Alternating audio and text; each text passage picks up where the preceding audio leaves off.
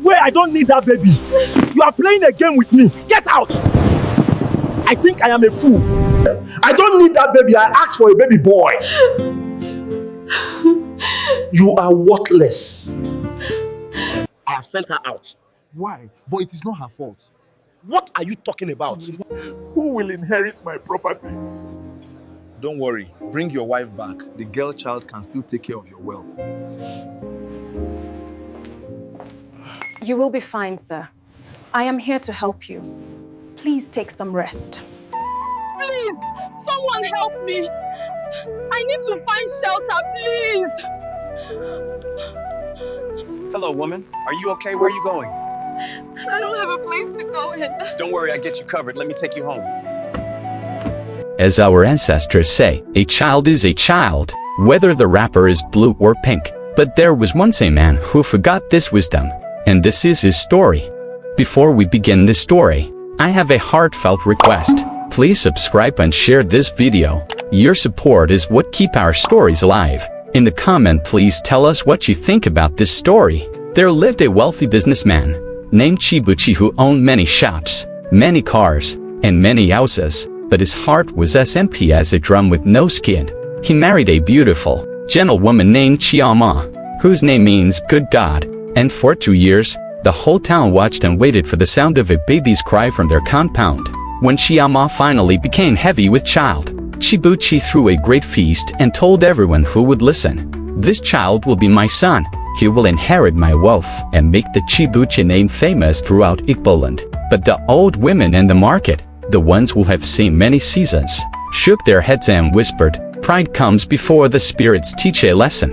7 months into her pregnancy, Chiyama went to the hospital for the test that shows whether a child is male or female. And when she returned home with the sealed envelope, her hands were shaking like leaves before a storm. Chibuchi snatched the paper from her, tore it open, and his face became as dark as thunder clouds. "A girl," he roared, his voice filling the compound like the cry of a wounded animal. "After all my prayers, after all my sacrifices, you have brought me shame. Chiyama, a daughter cannot carry my name. A daughter cannot sit with the elders. You are useless to me now.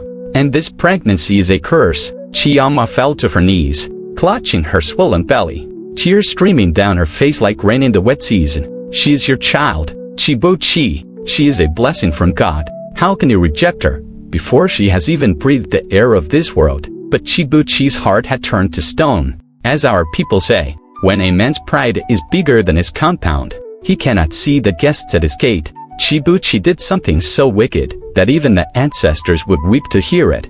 He called Chiyama's mother, Mama Gaunsi, and told her a terrible lie. "Your daughter has been unfaithful to me," he said, his voice smooth as palm oil but poisonous as snake venom. "I have done a secret test, and this child is not mine. I am divorcing her immediately, and I am taking back everything I gave your family." Mama Gaunsi, who had always feared Chibuchi's wealth and power, believed him without question and turned her back on her own daughter, saying, "You have disgraced our family name. Do not come to my house until you have cleansed this shame." That same night, with rain beating down like the anger of the gods, Chibuchi threw Chiyama out of his house with nothing but the clothes on her back and the child in her womb. He locked the gates, turned off her phone service, frozen her bank accounts, and left for a business trip to Lagos, satisfied that he had cleaned away his problem like sweeping dust from a floor.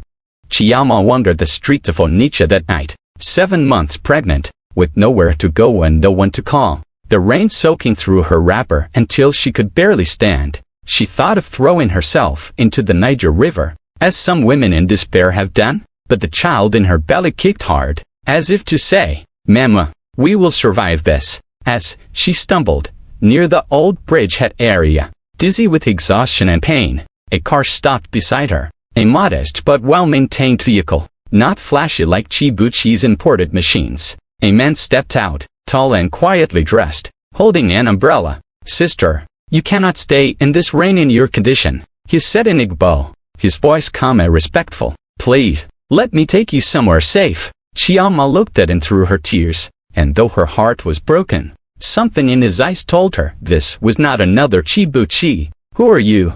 she whispered. "My name is Chukwuemeka," he replied, which means God has done something great. I am a teacher and historian of our people's stories, and I cannot let a pregnant woman suffer in the rain while I pass by. Come, I will take you to my family home. Chukwuemeka drove her to a large, old compound in the quiet part of town, a house that had belonged to his ancestors, filled with books, artifacts, and the wisdom of many generations. His younger sister, Kamsiachukwu, a nurse, welcomed Chioma with warm water, hot soup, and clean clothes, asking no questions, only offering kindness. Brother, who is this woman? Kamsiachukwu asked later. She's someone who has been thrown away like broken pottery. Chukwuemeka replied, but I see that she is whole, and I will not let her remain on the roadside. As the days passed, Chioma healed in body but remained wounded in spirit, and Chukwuemeka, who had lost his own wife Chikaima during childbirth 3 years before, understood the language of grief. He gave Chioma access to his library of old family records and town histories, saying, "Your mind needs work to heal. Help me organize these papers." One afternoon, while sorting through documents from 15 years ago, Chioma found a folder marked "The Bankruptcy Case" of Chief Etochukwu, and inside were court papers, bank statements, and letters that told a terrible story.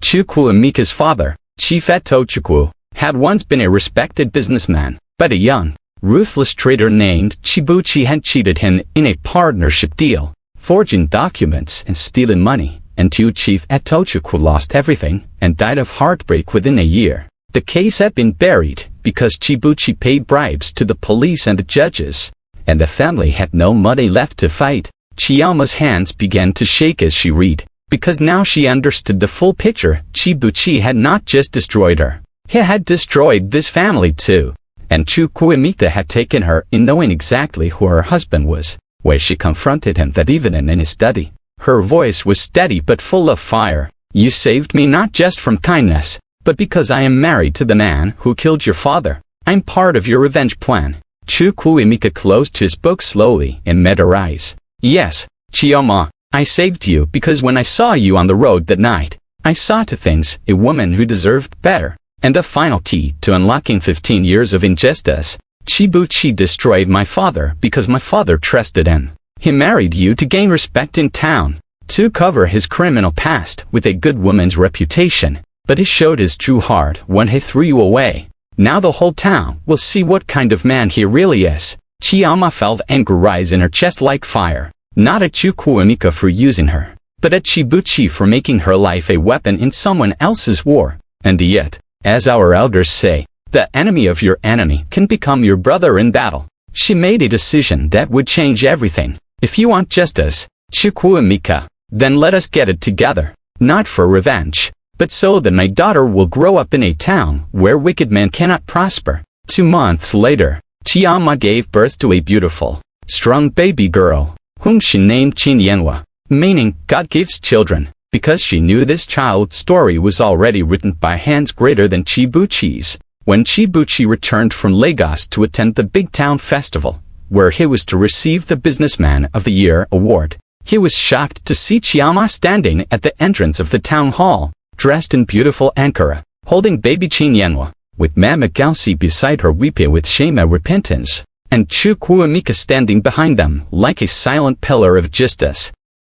Before Chibuchi could speak, Chukwuemeka stepped forward and addressed the crowd in a voice that carried across the hall like the town crier's gong. "People of Onitsha, this man you are about to honor is the same man who 15 years ago destroyed my father, Chief Etochukwu, through fraud and forgery. This man threw his pregnant wife into the rain because she carried a daughter, not a son. This man lied to her mother and told her the child was illegitimate to isolate and control her. I have the documents. I have the witnesses. I have the truth." The crowd gasped, and Chukwuemeka's sister Kamsiachukwu brought forward the old court papers, the forged contracts, and the hospital records proving Chinyenwa was indeed Chibuchi's biological daughter. The town elders, who had gathered for the celebration, stood up in shock and anger, because in Igbo culture, a man who rejects his own child and destroys another man's family through deceit is not fit to be called a man at all. Chibuchi tried to run, but the police, who had been quietly waiting, arrested him on charges of fraud, embezzlement, and false testimony.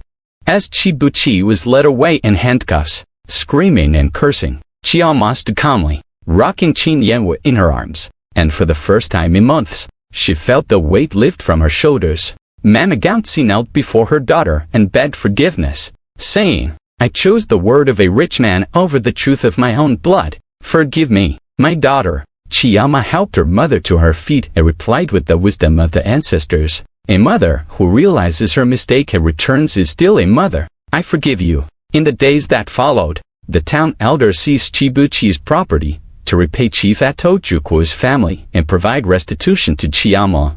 And Chukwu Mika, who had waited 15 years for justice, finally felt his father's spirit rest in peace. He turned to Chiyama and said quietly, "You are free now. You can return to your mother's house, or go anywhere you choose." But Chiyama, looking at the man who had given her shelter, dignity, and justice when the world had cast her aside, smiled and replied, "I will stay here, Chukwu Mika, not as your debtor, but as a partner in rebuilding what wickedness tried to destroy. And together, we will teach Chinyenwa that she's worth more than 100 sons, because a child's value is not in their gender, but in their character." And so it was that Chiyama, Chinyenwa, and Chukwu Mika became a new family, built not on pride or wealth, but on justice, truth, and the old wisdom that our ancestors knew. The child who is rejected by a foolish father will be treasured by a wise one, and the woman who is thrown away like refuse will become the cornerstone of a new house.